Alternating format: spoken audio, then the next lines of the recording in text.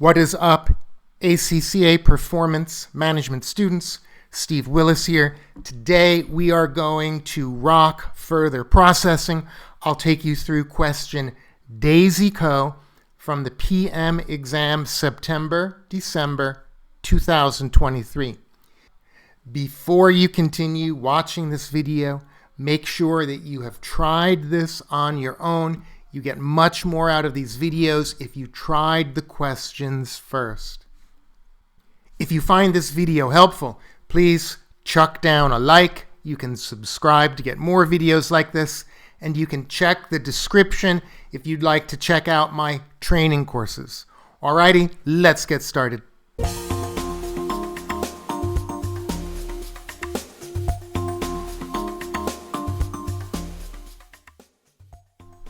I'm in the practice platform. I press next. I enter section C, question Daisy. I always check the requirements. Notice this. The verb is advise.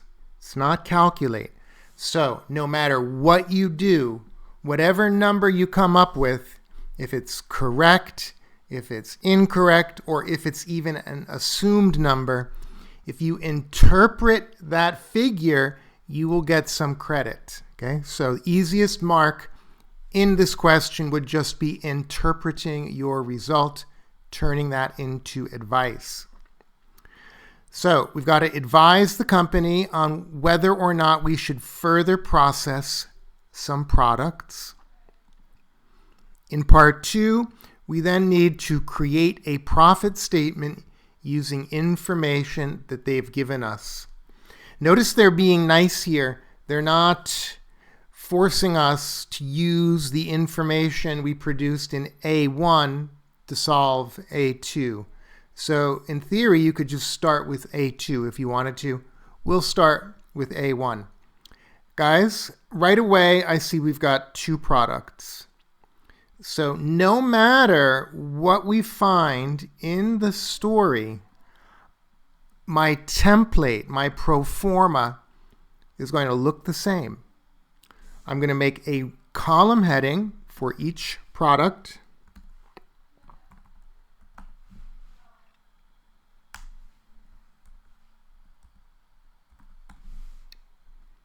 And then I'm going to have one row for the incremental revenue, one row for incremental cost,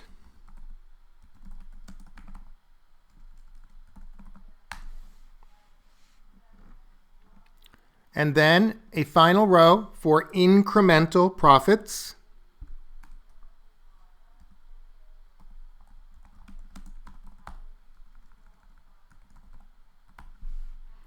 And then I will give my advice. Very important to start with a template. Remember, the pass mark is 50%. So if you miss a little bit in the details, we'll do the workings down here. If we get a little bit wrong, we bring those numbers up here. They will be assumed correct, right? So the starting place is always a template or a pro forma. Now that we've got our template in place, let's make a section in our spreadsheet for incremental revenue. And we're going to need to get revenue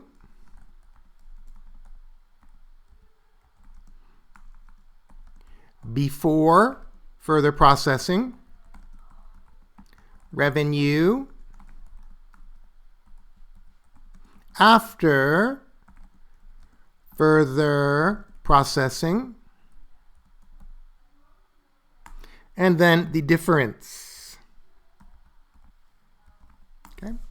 That difference will then go up to incremental revenue. I can make this bold to show that it's working. And you could even use the old school method here. We could use that symbol for working. But in the spreadsheet with things labeled neatly, marking team will have no problem following what we do. That'll be the first working. Now, we need to get another working for incremental costs. And we'll bring that figure again up into our final table. And we can then get the incremental profit or loss, the difference. Now, I check out the numbers, and we have some joint process costs here. Spoiler alert, this is sunk. This is not relevant for the decision. Whether or not we further process, that decision does not change these joint costs, joint process costs. So what we need is this business here. And I see we've got an output. We've got two selling prices, before, after. We've got some costs. And now we have a normal loss for the product monkey. And then we'll get some additional revenue off of that normal loss. So guys, I'm going to make a tactical decision here. I'm going to cut this down, one row, and I'm going to put units here. That's going to save a little bit of time, because now with my units, I could multiply those units by some figure and then get a result in the right cell. Okay. I'll do everything in thousands. So let me tell the marker that, just to be crystal clear. So we've got 30,000 units here, 300,000, excuse me. 200,000 there. And we have the pre-further processing costs of 20 and 18. So that's going to be equal to the 300 multiplied by 20. And the next one will be equal to the 200 times 18. Revenue after further processing, well, it will be equal to the 300 multiplied by the 25 and the 200 multiplied by 0.9, because we're losing 10%, multiplied by the $29.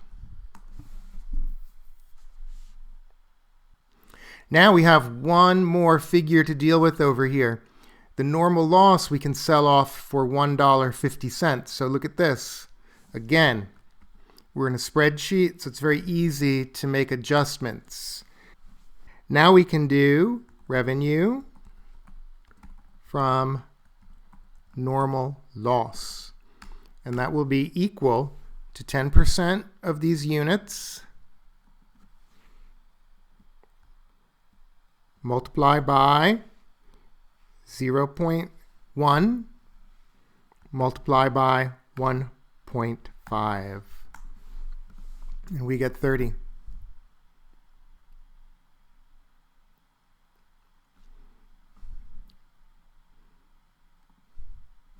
So team, the difference then will be equal to this one plus this one minus the before further processing revenue, and we get 1,500. Just copy that over because it is a relative formula, and we get 1650. Now that we have those differences, all I have to do is park those figures up here. So we'll use an equal sign. We'll grab that. Then we can do a copy, paste. Got the incremental revenue there. Next step, let's get those incremental costs. Again, we can put our units row there. And the nettle has an incremental cost of 8. So we'll multiply the 300 by a negative 8. We'll multiply the 200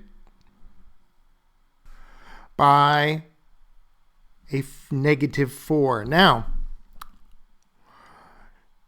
the question tells us here in the story that the normal losses happen at the end of the further processing. That means we had to further process all of the units, and we only find out if they're bad at the end.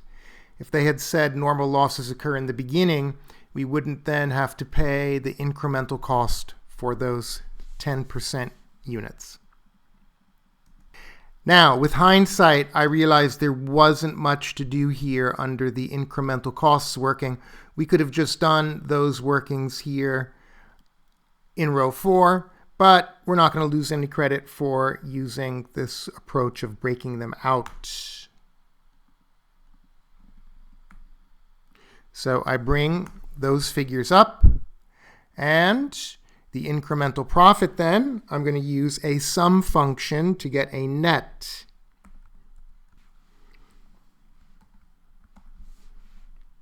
So we make a loss on the nettle, we make a profit on the monkey.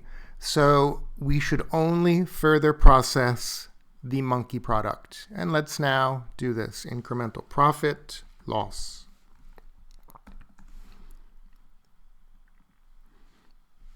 Advice: only further process monkey, as doing so for nettle is loss making. Okay? There we go. We've given the advice. We've justified that advice. If there's any credit, I'll earn it for that statement. Ladies and gentlemen, that's part A1. It wasn't that bad. Main idea here, make sure you lay out a template before you begin. It's going to save time, and it's going to help you keep it moving. If you're unsure about one line, it's okay. If you have a mistake anywhere here in your workings, the result will be assumed correct when you use it in another place in your answer. Let's label our work. This is part A1, and let's go down and let's do part A2 using the notes from period 4. Let us read the story. In period 4, we've been given a production plan. We're going to make 280 of nettle and 220 of monkey plus. So monkey plus is the further processed version of monkey. We've got apportioned joint costs. That's nice. They did the work for us. The selling prices, further processing costs, and normal loss details are the same. So let's do this. Let's make some headings.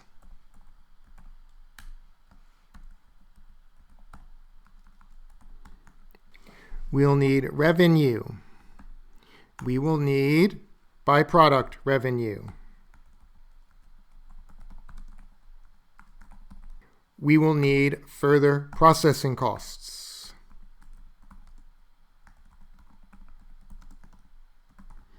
Let's leave a blank line. Maybe something else will come to us, and then we can do a profit for the period.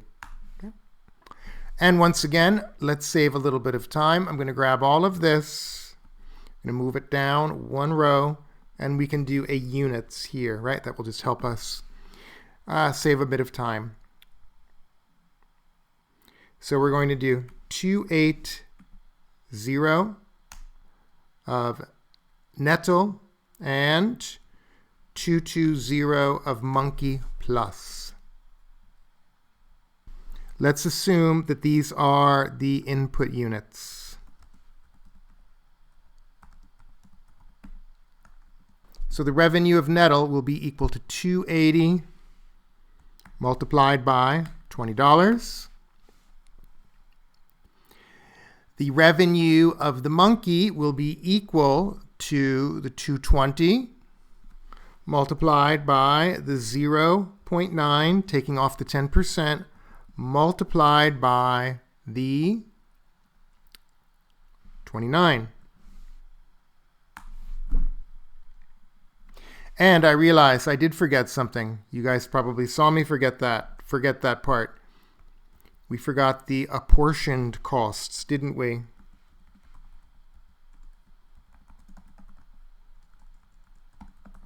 There they are. Okay. So apportioned costs given to us, negative 4500 there, negative 3300 over there. But I like the costs and the revenue grouped together. Call me crazy. So let's just reorganize this. Okay, now I've got costs and revenue grouped together. Byproduct revenue, that's going to be equal to the 10% here times 0.10 multiplied by $1.50.